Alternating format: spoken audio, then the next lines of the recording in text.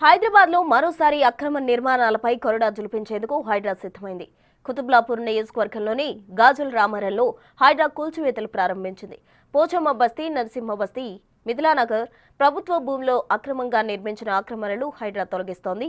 కొంతమంది కబ్జాదారులు state finance corporation కేటాయించిన స్థలాన్ని ఆక్రమించి 300 పైగా ఇళ్ల నిర్మాణాలు చేపట్టారు. హైడ్రాకు ఫిర్యాదులు రావడంతో భారీ బందోబస్తుతో కూల్చివేతలకు దిగింది హైడ్రా. మరింత సమాచారం మా ప్రతినిధి సుజాత అందిస్తారు. గాజుల రామారంలో నిర్మించినటువంటి అక్రమ కట్టడాలను హైడ్రా నేలమట్టం చేస్తుంది. State finance corporation YS Rajasekhar Reddy టైంలో కేటాయించినటువంటి 350 ఎకరాలకి పైగానే ఆ టైంలో కేటాయించింది స్టేట్లో. అయితే ఆ టైం తర్వాత తెలంగాణ రాష్ట్రం ఏర్పడింది.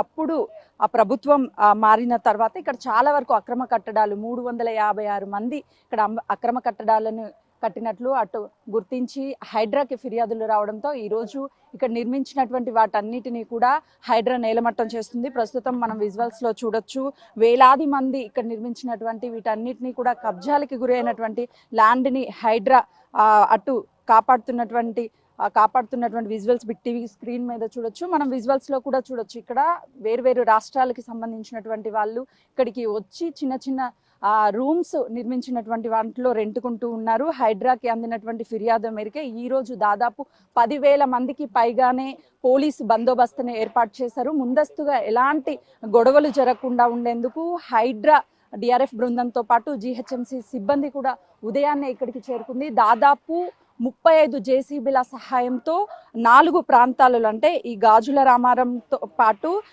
ఇక్కడే ఉన్నటువంటి బస్తీల్లో అయితే ఉన్నటువంటి అన్నిటినీ కూడా హైడ్రా నేలమట్టం చేస్తుంది. గాజుల రామారం సర్వే నెంబర్ 46/6 నుంచి 14/9, 79, 307, 329/1, 342, 345, 348 స్టేట్ కార్పొరేషన్ ల్యాండ్ని హైడ్రా కాపాడనున్నది. ఇప్పటికే పోచమ్మ బస్తీ, నరసింహ బస్తీ, మిథిలానగర్లో ఉన్నటువంటి అక్రమ కట్టడాలన్నింటినీ కూడా నేలమట్టం చేయడానికి హైడ్రా డిఆర్ఎఫ్ బృందం, పోలీస్ పూర్తి బందోబస్తు మధ్య ఈ హైడ్రా కూల్చివేతలు కొనసాగుతున్నాయి. ప్రస్తుతం మనం బిగ్ టీవీ స్క్రీన్ మీద కూడా చూడొచ్చు. జేసీబీల సహాయంతో చిన్న రూమ్స్ని ఏదైతే నిర్మించారో వాటన్నిటిని కూడా నేలమట్టం చేస్తుంది.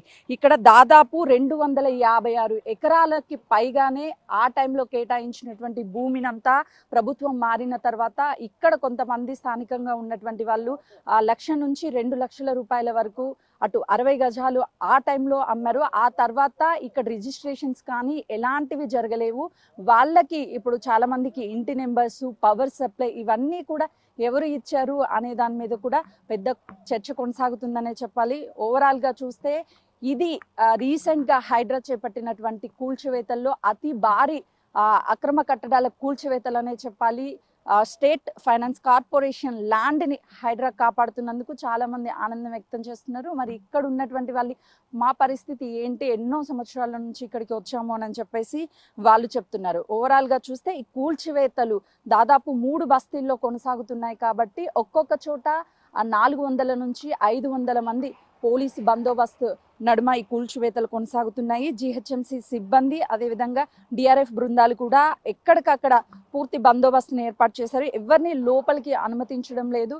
ప్రస్తుతం మనం చూడొచ్చు అక్కడ పూర్తిగా ఆ కూల్చివేతల దగ్గర చిన్న రూమ్స్ ఏవైతే ఏర్పాటు చేశారో ఆ జేసీబీల సహాయంతో ఆ నిర్మాణాన్ని కూడా నేలమట్టం చేస్తున్నారు. ఒకవైపు పోలీసులు, మరోవైపు డిఆర్ఎఫ్ బందోబస్తు పూర్తిగా అక్కడ మోహరించి ఉన్నారు. ఆ ప్రతి చోట నిర్మించినటువంటి అక్రమ కట్టడం ఈ సర్వే నెంబర్లో వాటిని మొత్తం కూడా సాయంత్రం వరకు పూర్తి చేసే అవకాశం కనిపిస్తుంది. అంటే 350 ఇళ్లకు పైగానే ఉన్నాయి కాబట్టి దాదాపు 35కి పైగానే జేసీబీల సహాయంతో ఒక్కొక్క నిర్మాణాన్ని నేలమట్టం చేస్తుంది. సాయంత్రం వరకు ఈ నిర్మాణాలు చేపడతారు. అంటే దాదాపు 4 నుంచి 5 రోజుల వరకు నిర్మాణ కూల్చివేతలు కూడా కొనసాగే అవకాశం చాలా స్పష్టంగా కనిపిస్తుంది. కెమెరామెన్ హరీష్తో సుజాత, కుతుబుల్లాపూర్.